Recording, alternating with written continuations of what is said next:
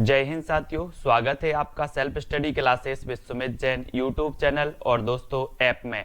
दोस्तों बहुत सारे स्टूडेंट को ऐप डाउनलोड नहीं करते बन रहा है या फिर कर भी लिया है तो कोर्स भी नहीं देख पा रहे हैं। तो मैं आज उनको बता दूं कि ये जो सेल्फ स्टडी क्लासेस इस प्रकार से जब आप प्ले स्टोर से करते हैं तो ये आपका वेल जो है आइकन उसमें लगा हुआ है ना।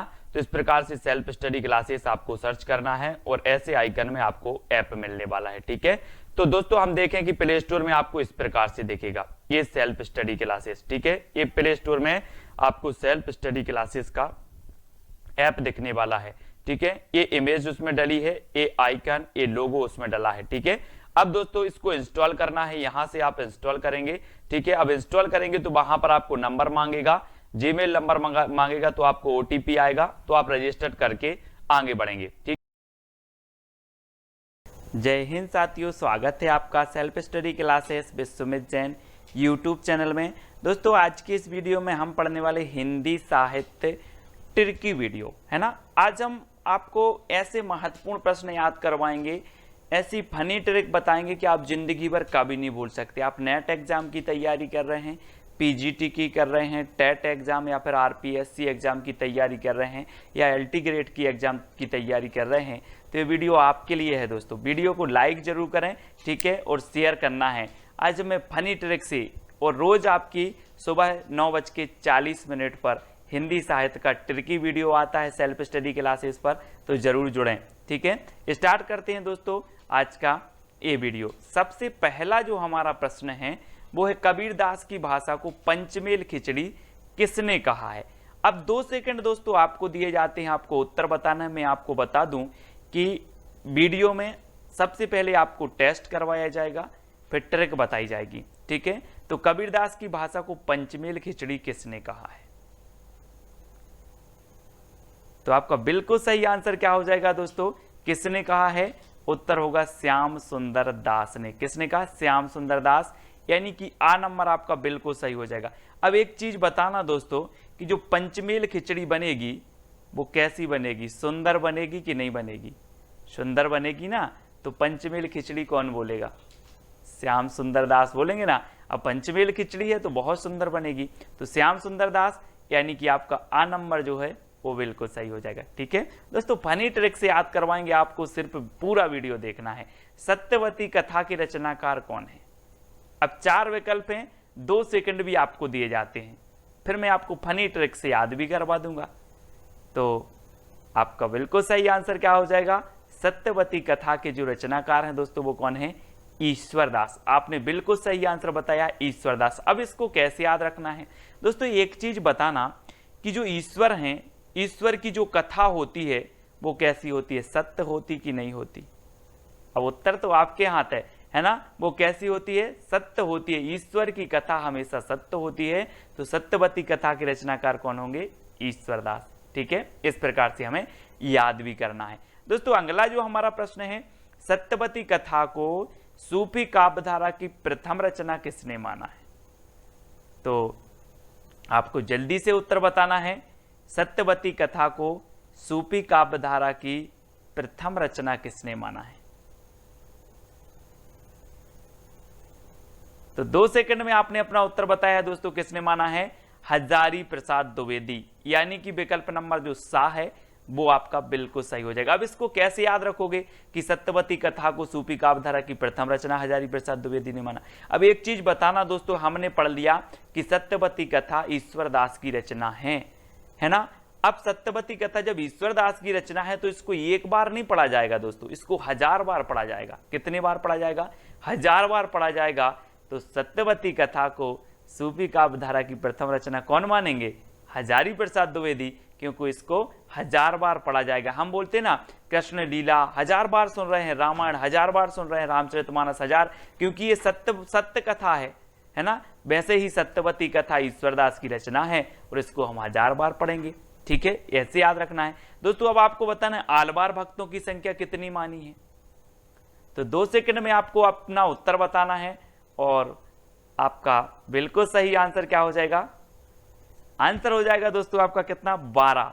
आल बार, यहां पर क्या आ रहा है, आल वार, तो वार से क्या बनेगा आपका 12। आलवार भक्तों की संख्या कितनी मानी गई है? 12। ठीक है, वार से 12, यानी कि जो आ नंबर है वो आपका बिल्कुल सही हो जाएगा। ठीक है, अगला क्वेश्चन देखते हैं दोस्तों, अद्वैतवाद के प्रवर्तक कौन माने जाते हैं? अब 2 सेकंड में आप अपना उत्तर बता देना, फिर आपको ट्रिक से याद करवा देंगे हम। तो आपका बिल्कुल सही आंसर क्या होगा? अद्वैतवाद के प्रवर्तक। तब आपका बिल्कुल सही आंसर हो जाएगा क्या दोस्तों? शंकराचार्य, यानी कि जो आ नंबर है वो बिल्कुल सही है। ठीक है, और आपको पता है दोस्तों शंकराचार्य से क्या बनेगा? शंकर जी। और शंकर जी दुनिया में कितने हैं? अद्वितीय हैं। अद्वितीय हैं कि नहीं है कि बहुत सारे हैं? अद्वितीय हैं। दुनिया में शंकर जी क्या है? अद्वितीय हैं। तो अद्वैतवाद के प्रवर्तक कौन होंगे? कौन होंगे? शंकराचार्य। ठीक है, तो इस प्रकार से याद रखना है। अगला बताना है दोस्तों, रैदास के गुरु का नाम क्या था? रैदास। तो आपका बिल्कुल सही आंसर क्या होगा? आपको बताना है दोस्तों रैदास के गुरु का नाम। तो हम भी कहते हैं कि हम राम के दास बनकर रहेंगे, हम राम के दास बनकर रहेंगे, राम के चरणों में रहेंगे, उनके दास रहेंगे। तो रैदास के गुरु का नाम क्या था? रामानंद, यानी कि जो आ नंबर है वो बिल्कुल सही हो जाएगा। ठीक है, रामानंद के कितने शिष्य थे दोस्तों? 12 शिष्य थे। ठीक है, और इनके जो है एक शिष्य थे कौन? रैदास, यानी कि रैदास के गुरु कौन थे? रामानंद थे। ठीक है, ये चीज याद रखनी है दोस्तों। अगला बताना, अनुराग बांसुरी के रचनाकार कौन है? 4 विकल्प हैं, 2 सेकंड भी आपको दिए जाते हैं। तो आपने बिल्कुल सही बताया है दोस्तों। अनुराग मतलब क्या होता है? अनुराग मतलब होता है दोस्तों प्रेम। क्या होता है? मैं अनुराग करता हूं, उससे प्रेम करता हूं। और जो प्रेम करता है ना, और प्रेम को क्या कहते हैं, और प्रेम की बांसुरी बजाता है, वो क्या करेगा, है ना, उसी को कहते हैं हम क्या? मोहब्बत। तो यहाँ से नूर मोहम्मद, है ना, हम बोलते हैं ना नूर जहां से प्यार करते थे, वो नूर जहां से प्रेम करते थे। ऐसे ही नूर मोहम्मद की रचना है अनुराग बांसुरी, है ना, क्योंकि ये अनुराग करते थे, मोहब्बत करते थे, काय से? बांसुरी से। तो अनुराग बांसुरी के रचनाकार कौन होंगे? नूर मोहम्मद। इस प्रकार से आपको याद रखना है। अगला बताना है दोस्तों, रामचरितमानस में कितने कांड हैं?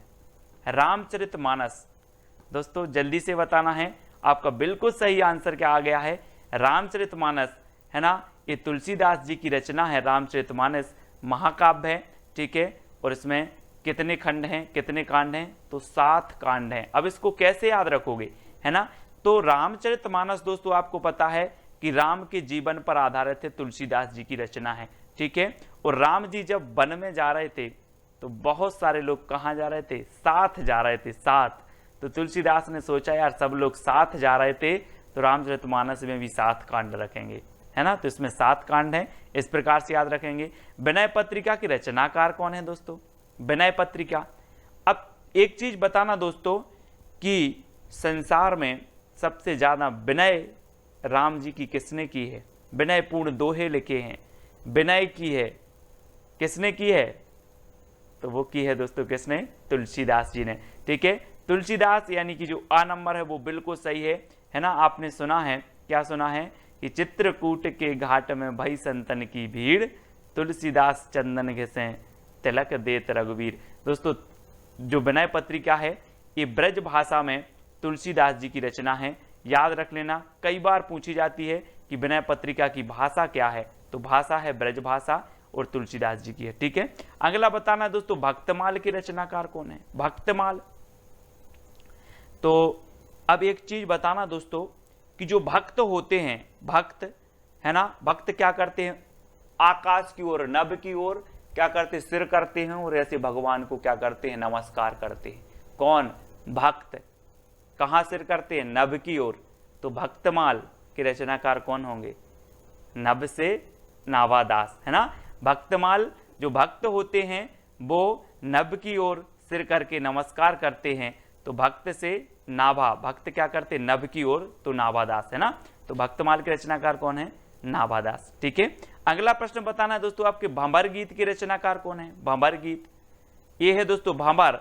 और आपने सुना होगा कि जब ब्याह होता है किसी का तो क्या पढ़ती हैं? भांवरें पढ़ती हैं, भांवरें पढ़ती हैं। और जब नई नई दुल्हन होती है और क्या करती है? भांवरें पढ़ के जाती है तो सबसे ज्यादा वो देखती है, क्या देखती है? कि नंद कैसी है, नंद कैसी है। और नंद अगर तेज हुई तो सोचती है यार नंद की भांवर पड़ जाती जल्दी, नंद की भंवर जल्दी पड़ जाती, तो भंवर गीत के रचनाकार कौन होंगे? नंद की भांवर पड़वाते हैं जल्दी तो नंददास, यानी कि बा नंबर आपका बिल्कुल सही होगा। ठीक है, भंवर गीत नंददास की रचना है। ठीक है, तो जो कृष्ण काव्य धारा थी दोस्तों, कृष्ण काव्य धारा में सूरदास जी के बाद नंददास जी का नंबर आता था, है ना। अगला बताना है रामायण महानाटक के रचनाकार कौन है। मैं सिर्फ दोस्तों ट्रिक से याद करवा रहा हूं, बहुत सारी चीजें आपको बता सकता हूं, लेकिन रामायण में ट्रिक से ही याद करवा रहा हूं ताकि आपको याद हो जाए। ठीक है, तो रामायण महानाटक के रचनाकार कौन है? अब दोस्तों आपको 2 सेकंड में उत्तर बताना है, और मैं थोड़ी सी आपको हिंट दे रहा हूं कि जो रामायण महानाटक है और जो रामायण है वो हमारी क्या है? प्राण है कि नहीं है? हम बोलते हैं कि रामायण तो हमारी प्राण है, प्राणों के समान है, हम उसको पढ़ते हैं, उससे सार तत्व ग्रहण करते हैं, तो हमारी क्या है? प्राण। तो रामायण महानाटक के रचनाकार कौन हो जाएंगे? कौन होंगे? अब आपको ही बताना है कि रामायण तो हमारी प्राण है, तो प्राणचंद्र चौहान, यानी कि जो बा नंबर है वो आपका बिल्कुल सही हो जाएगा। ठीक है, अगला प्रश्न देखते हैं दोस्तों, रामचंद्रिका को छंदों का अजायब घर किसने कहा है?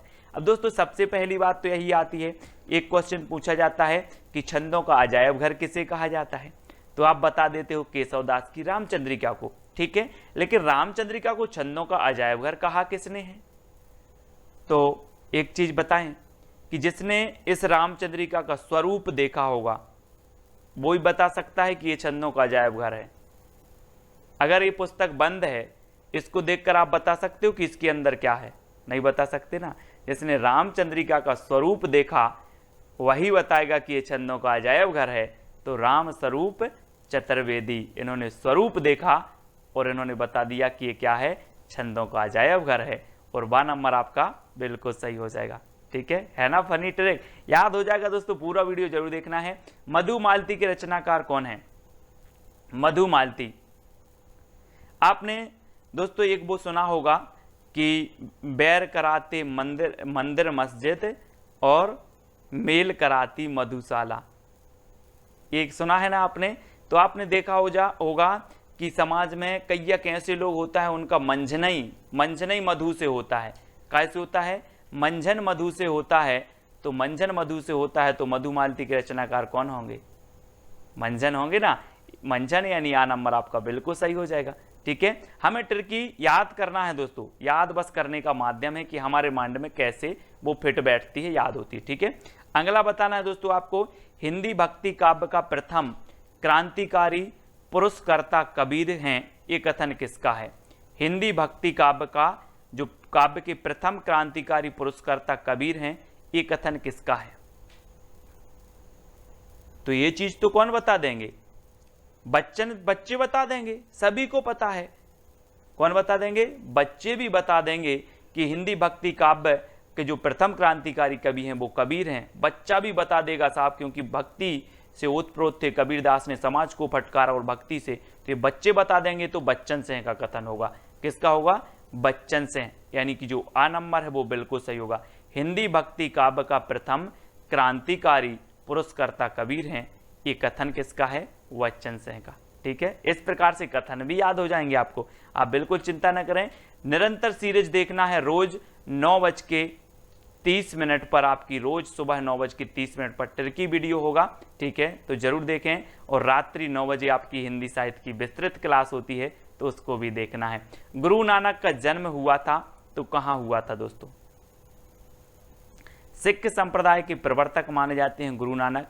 अब यहां पर क्या आ रहा है? नानक, नाना आ रहा है तो ननकाना, नानक ननकाना, है ना, इस प्रकार से। तो गुरु नानक का जन्म हुआ था कहां पर? ननकाना। आ नंबर आपका बिल्कुल सही हो जाएगा। अगला बताना दोस्तों, नगेंद्र के अनुसार प्रथम सूफी काव्य रचना कौन सी है? सूफी काव्य धारा आपने पढ़ी होगी भक्ति काल में। अब सूफी काव्य रचना बतानी है तो नगेंद्र के अनुसार बताना है, तो जल्दी से बताएं 2 सेकंड में आपको। तब आपका राइट आंसर क्या हो जाएगा दोस्तों? वो मैं आपको बता रहा हूं, थोड़ा सा हिंट दे रहा हूं कि अगर आपके सामने नांग आ जाए तो आप हंसोगे कि दौड़ लगा दोगे, है ना। अगर अचानक आपके सामने ऐसे करके नांग आ जाए तो आप हंसोगे कि दौड़ लगा दोगे, है ना, दौड़ लगा देंगे। तो नगेंद्र के अनुसार जो सूफी काव्य की प्रथम रचना है वो हंसावली है। कौन सी है? हंसावली। ठीक है, याद रख लेना। हंसना नहीं है, हंसना नहीं है, अगर नांग आ जाए तो हंसना नहीं है, दौड़ लगा देना है। तो हंसावली है, सभी लोग याद रखेंगे। ठीक है, अगला बताना है दोस्तों आपको, सुंदर विलास किसका ग्रंथ है? सुंदर विलास। तो प्रश्न क्रमांक 18 है और 2 सेकंड है, बिल्कुल आप आसानी से बता देंगे कि सुंदर आ रहा है तो सुंदर विलास सुंदरदास का ही होगा। ठीक है, सुंदरदास, ये बिल्कुल सही है आपका। ठीक है, आ नंबर आपका बिल्कुल सही हो जाएगा। सुंदरदास का ये ग्रंथ है सुंदर विलास। अगला बताना है दोस्तों, निम्न में से अष्टछाप का कवि नहीं है। अष्टछाप को जो स्थापना हुई थी, मैं आपको अभी क्वेश्चन पूछूंगा उसका, वो अभी नहीं बता रहा हूं मैं आपसे। तो निम्न में से अष्टछाप का कवि नहीं है बताना है।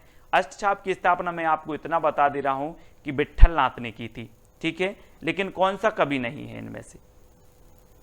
तो आपका बिल्कुल सही आंसर क्या हो जाएगा दोस्तों? क्या होगा आपका? नंददास जी भी हैं, सूरदास जी भी हैं, छीत स्वामी हैं, लेकिन कौन नहीं है? नावादास, जिनकी रचना हमने पढ़ी थी, कौन सी है? भक्तमाल, है ना, भक्तमाल इनकी रचना है। और ये नावादास जो हैं ये अष्टछाप के कवि नहीं है, यानी कि आपका जो उत्तर है आ नंबर बिल्कुल सही हो जाएगा।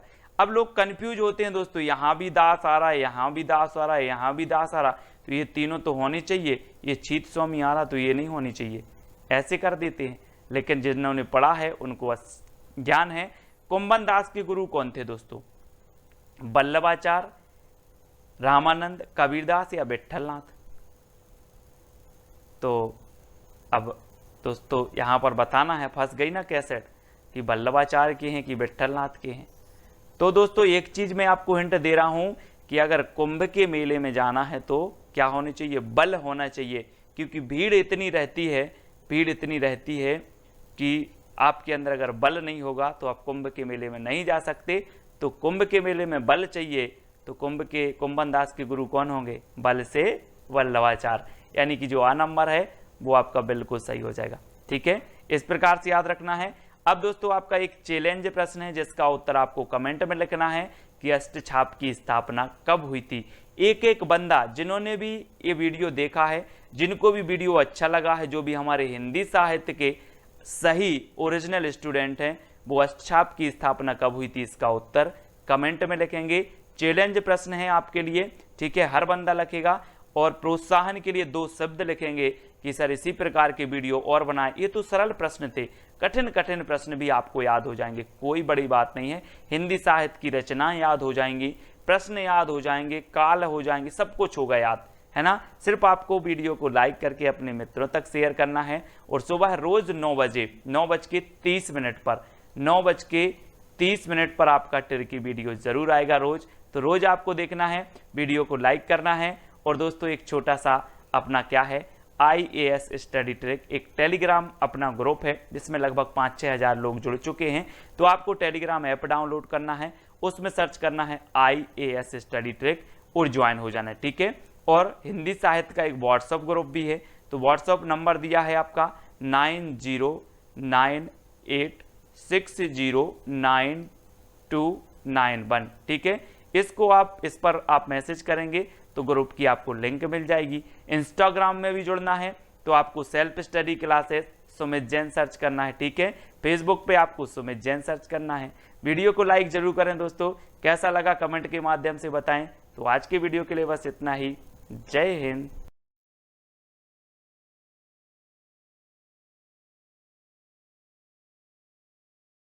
जय हिंद साथियों, स्वागत है आपका self study classes with Sumit Jain YouTube channel और दोस्तों ऐप में।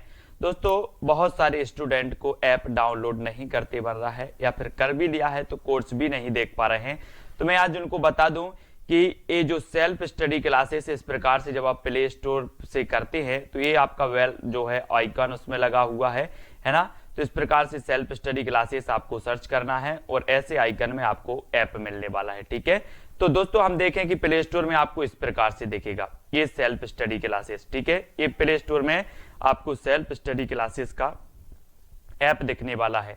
ठीक है, ये इमेज उसमें डली है, ये आइकन, ये लोगो उसमें डला है। ठीक है, अब दोस्तों इसको इंस्टॉल करना है, यहां से आप इंस्टॉल करेंगे, ठीक है। अब इंस्टॉल करेंगे तो वहां पर आपको नंबर मांगेगा, जीमेल नंबर मांगेगा, तो आपको ओटीपी आएगा, तो आप रजिस्टर करके आगे बढ़ेंगे, ठीक।